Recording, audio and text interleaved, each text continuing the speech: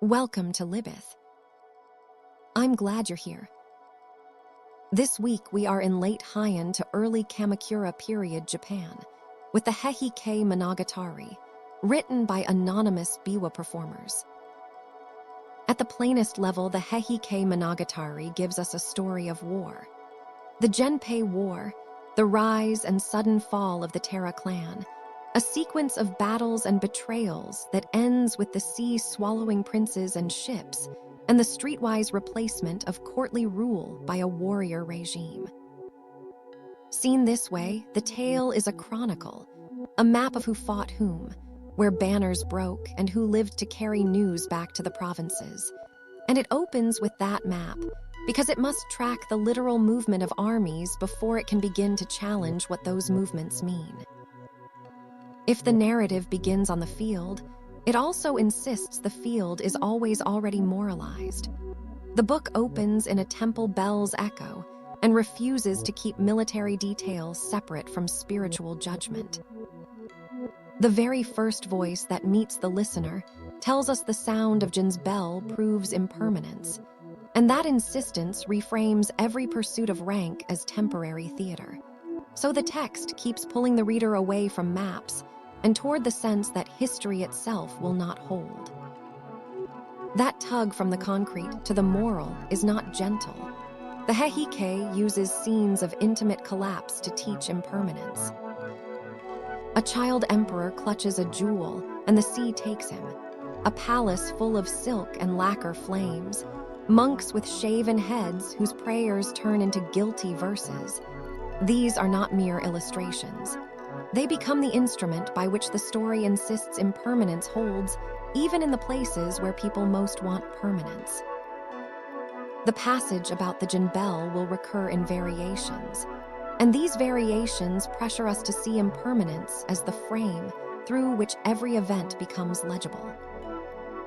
At the same time, the text does not let impermanence translate straightforwardly into a moral.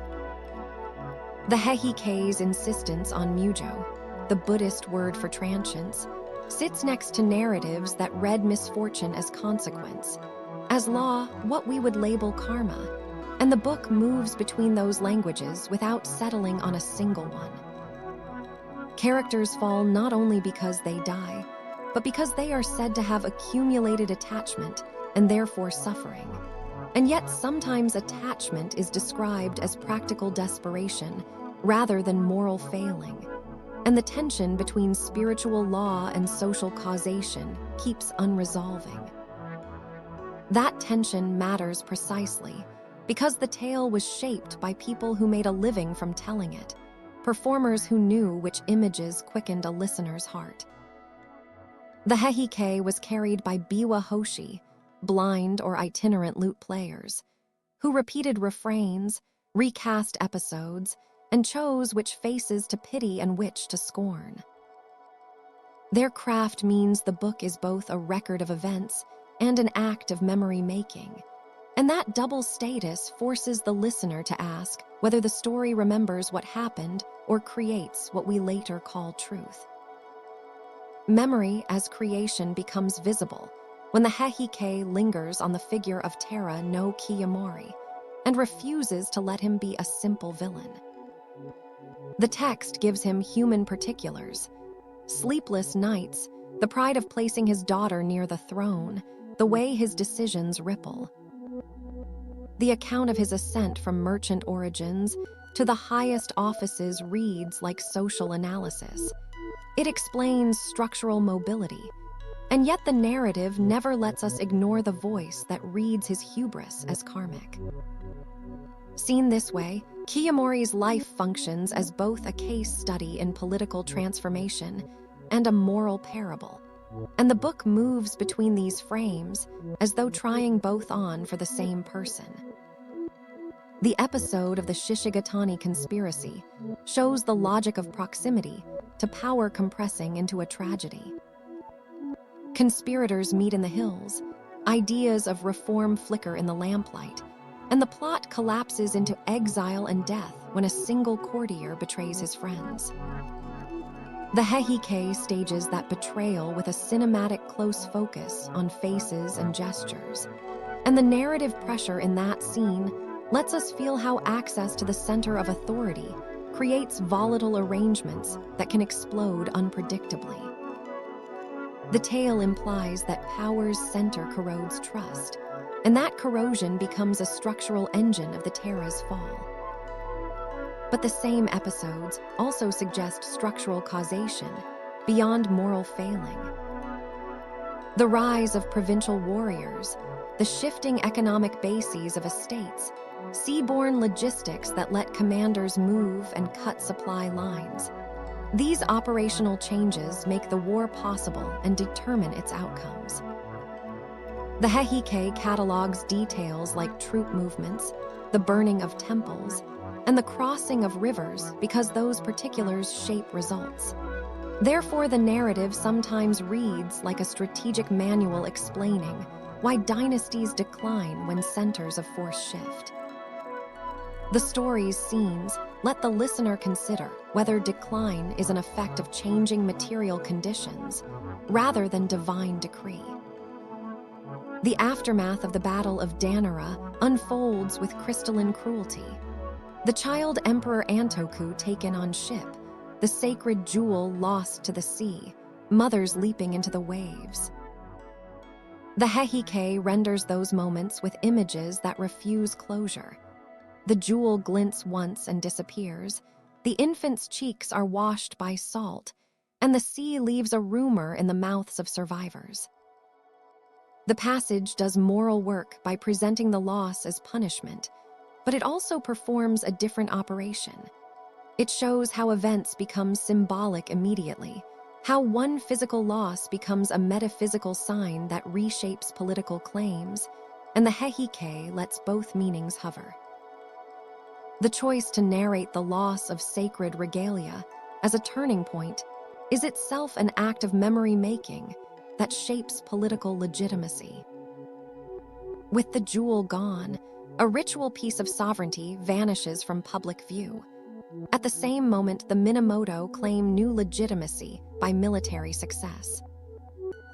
The Heike's narration does not say outright whether legitimacy depends on ritual possession or military victory, but by always showing the two as linked, it forces listeners to weigh ritual and force against each other, an implicit question that the tale refuses to answer decisively.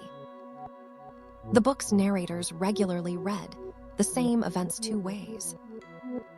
Sometimes a battle that a neutral historian might call strategic failure becomes, in the Heike, the result of accumulated attachment and morally deserved loss.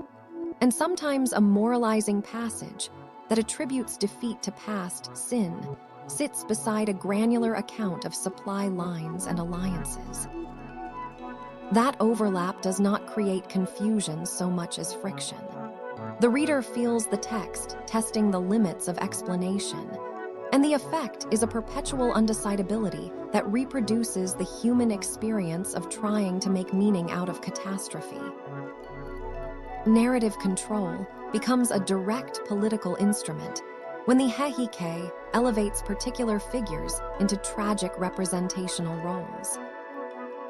Members of the Taira, despite being final losers, are often humanized.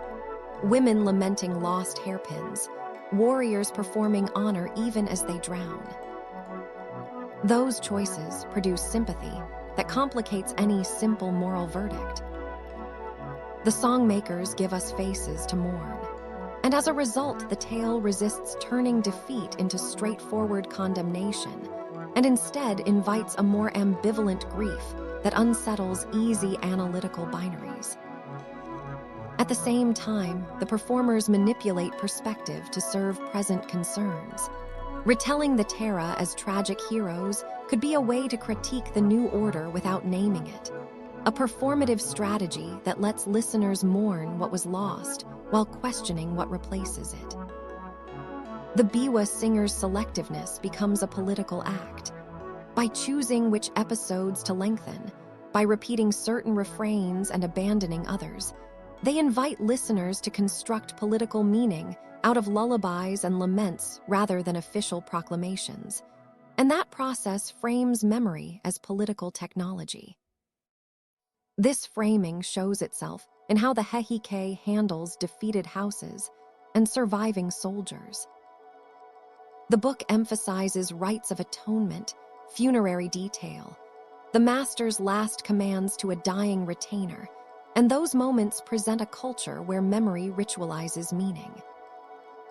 As retinues kneel and priests chant, the narrative suggests that what binds a community after defeat is less abstract theory than concrete ritual practice, and that ritual both comforts and continues the social order even in defeat. A continuation that raises the question of whether ritual softens judgment or sharpens social continuity. Ritual in the Heike also becomes a way to read the past as instructive, and the poem-like refrains position each disaster as a lesson for living with impermanence. Yet the claim that past suffering instructs the present comes with a rhetorical slipperiness. Any lesson extracted might become a justification for the present order or a critique of it, and the Heike keeps both potentialities alive by refusing to declare which interpretation it endorses, allowing the same scenes to resonate for different political purposes. The tension between moral causation and social mechanics shows up in the tale of Kaizo Yashinaka, who seizes Kyoto only to be betrayed by regional rivalries and strangled in an ambush. His boldness reads as rebellion against a decayed center, yet his ambition also brings chaos to those he claims to liberate. The Heike relates his end with close attention to the moment of capture, to the cries of his followers, to the expression on his face as he recognizes how fragile coalitions can be. And by doing so, it models how internal contradiction, ambition cloaked as reform, feeds downfall. That pattern repeats in other episodes, where personal desire collides with institutional inertia. Warriors act on grudges unfolded generations earlier. Court appointments create resentments that mobilize provincial troops. Marriages meant to build alliances turn into new fronts for violence. The Heike makes these entanglements vivid, allowing us to see decline as the emergent property of many small tactical moves, rather than a moral arrow from sin to retribution. Yet the narrative also keeps slipping back into religious framing, reiterating that attachment and desire produce suffering, and thereby ensuring the moral register never quite falls away. Because the book moves so freely between registers, it also forces a reconsideration of what historical causation looks like. If an episode can be read as karmic punishment or as structural consequence, then causation becomes a layered claim rather than a single line. One can speak of desire producing moral liability and simultaneously speak of logistical failures producing defeat, and the Heike stages both readings in parallel, so the listener experiences causation as multiplicity rather than as a single story. This multiplicity has consequences for political critique. The Heike frequently indicts the center by showing how proximity to court corrupts stability. Courtiers award favors arbitrarily, officials litigate power through favoritism, and this corruption creates incentives for violent rearrangement. The text dramatizes that dynamic through episodes where patronage displaces merit, where wealth bought with new tax methods fuels private armies, and where the collapse of moral authority at court invites martial solutions, a portrayal that casts political decline less as divine punishment and more as a practical consequence of failing institutions. At the same time, the tale refuses any neat endorsement of the warrior replacement. The Heike mourns the refined aesthetics of court life, even as it shows those aesthetics hollowed out by politics, and the book never declares the samurai's victory a moral improvement. Passages linger over the loss of courtly arts, lacquer boxes, poetry circles, temple festivals, creating a sense that social transformation destroys certain human goods even if it brings military order, and that ambiguity keeps the political judgment incomplete. The narrative invests the sea as a moral and structural symbol simultaneously. Ships are practical tools of war. They enable maneuver, carry troops, and determine battle outcomes. The sea also swallows emblematic objects and bodies, and when the Heike describes the waves that take the Taira ships, it uses language that makes the sea seem like an impartial judge, a force that does not need to be moral to produce moral meaning. The sea's indifference becomes a lens that allows both karmic reading and structural reading to coexist in the same episode. Because the Heike layers symbol and detail, it also draws attention to voice and perspective as forces in history. The tale sometimes shifts to the viewpoint of a single sufferer, a mother who loses a child, a monk who abandons vows, and by narrowing perspective, it renders political transformations as intimate disasters. When the narrative widens again into lists of the fallen and descriptions of tactical detail, the listener is forced to toggle between private grief and public change, and that toggling creates intellectual friction that denies a single, tidy explanation. The multiplicity of voices in the Heike extends beyond character perspective into different narrative genres: epic battle report, elegiac lament, homiletic sermon. The text moves from the roar of battle to the measured tone of Buddhist reflection to the direct address of an attending singer, and each mode brings out different causal logics. So the work's formal hybridity itself stages the argument about whether decline is moral, structural, or both.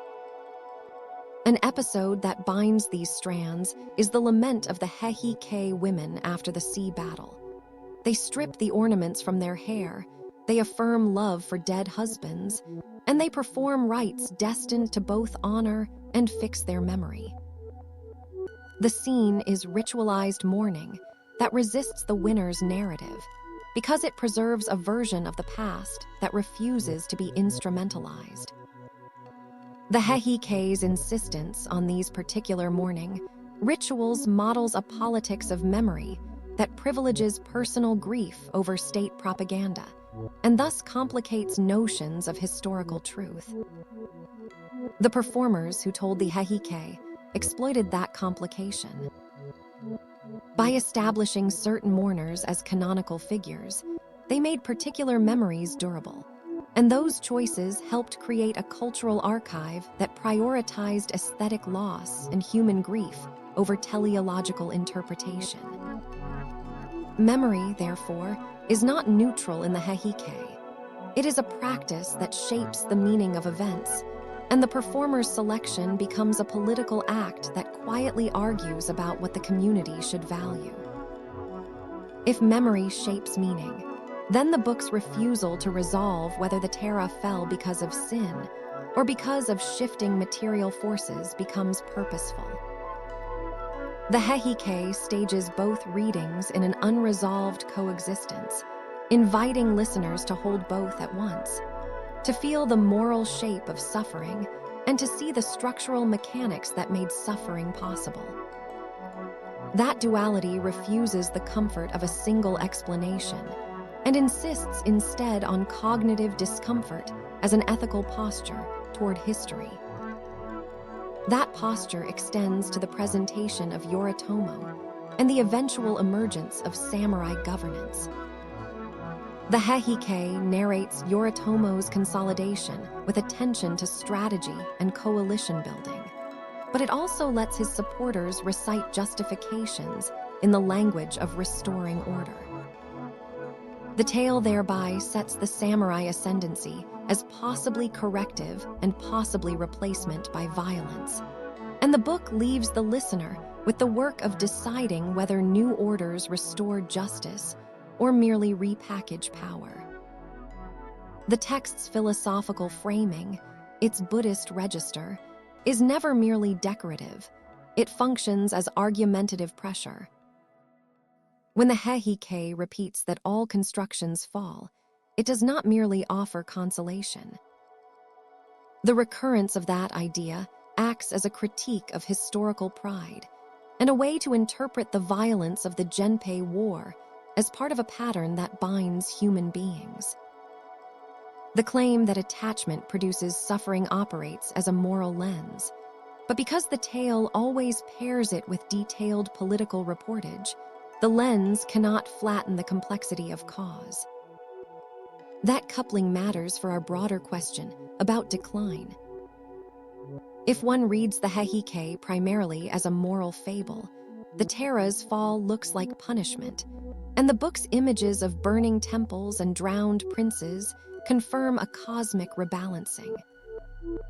If one reads it as political sociology, the fall looks like the outcome of economic shifts, military tactics, and diplomatic failures. The Heike resists surrender to either reading by making the story do both things, and so the listener has to live with competing interpretations without being handed a final answer. We see this refusal to choose in how the tale treats revenge and forgiveness. Characters seek vengeance for blood and dishonor, and the drama of retribution produces many fatalities.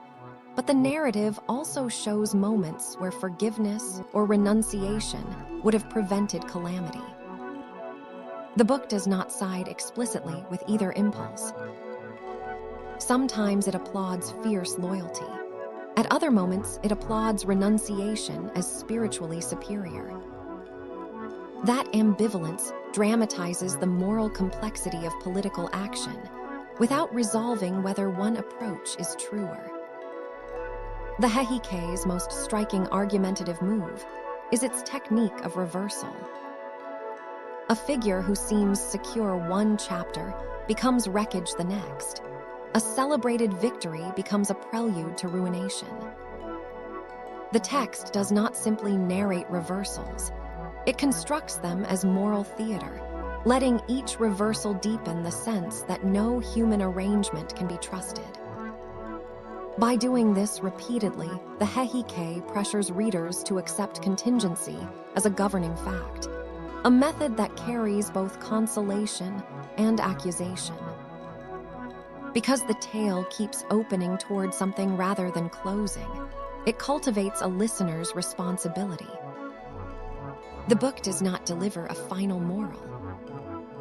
Instead, it produces scenes that demand interpretation, and therefore listeners must decide whether to find fault, find lesson, or find pity. The Heike structures itself to provoke judgment without providing the answer, and that refusal is itself an argument about what historical texts should do. That argument extends into the epistemic realm. The book invites skepticism about narrators and sources. Different sections attribute information to informants and to the singers themselves, and that constant referencing reminds the listener that history is stitched together from claims with varying authority. The Heike thus teaches epistemic humility by making the act of storytelling visible. Every claim carries the trace of a voice that selected, remembered, and performed. Those meta-narrative moments sometimes become almost theatrical when the biwa player interrupts with a lament or an aside, and that theatricality makes the audience complicit. We are not standing outside the tale. We are co-creators of memory by hearing, rehearsing, and believing certain lines. The Heike uses that involvement to pressure the listener into awareness of how histories are made, which in turn reframes the central political question. Whether decline is punishment or inevitability becomes also a question of whose voice we accept as authoritative. The text keeps circling back to the idea that the teller wields the power to make winners and losers into characters rather than mere facts. That power creates an ethical problem because when stories are selected and repeated, they confer meaning and often justify authority. The Heike never denies that narrators can shape political memory, but it also refuses to offer a method for evaluating those narrators definitively, and thereby it forces us into an unsettled analytic posture. We can see this epistemic pressure in the way the book handles prophecy and divine signs. Omens appear, priests issue warnings, and the tale records these signs as existing within the cultural logic of the period. Yet the narrative space it gives those signs does not amount to endorsement. The Heike includes omens not to confirm supernatural causation, but to show how actors used belief to justify action. The result is an analytic mirror. The book represents belief and shows how belief can become a cause, but it does not settle whether belief was truth or instrument. At the same time, the Heike makes clear that institutional shifts were real and practical. The creation of provincial governments, the logistics of transporting warriors by sea, and the diffusion of weapon technology all feature prominently as causal factors in outcomes.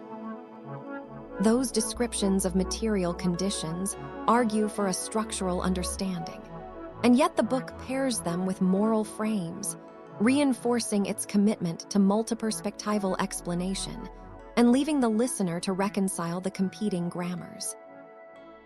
That unresolved multiplicity becomes a theme in how the Heike treats suffering itself. The narrative uses suffering to produce sympathy. It also uses suffering as evidence of cosmic law. The same wound that invokes pity in one passage becomes in another passage the sign of karmic consequence. That dual usage refuses to simplify pain into doctrine or into data, and it forces the listener into a kind of moral and epistemic balancing act that the book never resolves. The political transition the Heike narrates, the shift from courtly Heian rule to samurai governance, is therefore both historical description and philosophical meditation. The tale is a record of a regime change with military detail, but it is also a meditation on the meaning of that change. By refusing to choose a single explanatory model, the Heike preserves the ambiguity of political transformation, and thereby makes history a space in which multiple truths coexist. We end where the text wants us to end, suspended between interpretations, carrying images that invite action but offering no manual for action. The Heike asks whether decline is punishment, structure, or something else entirely, and it refuses to tell us which answer it prefers, leaving that labor to the listener. That refusal is not evasion. It is the book's final method. To make the reader live with contradiction, and to accept that the past can instruct without instructing, can warn without dictating, and can mourn without endorsing. That's all for today on Libeth. If you want to follow the whole journey, subscribe, a new book every week.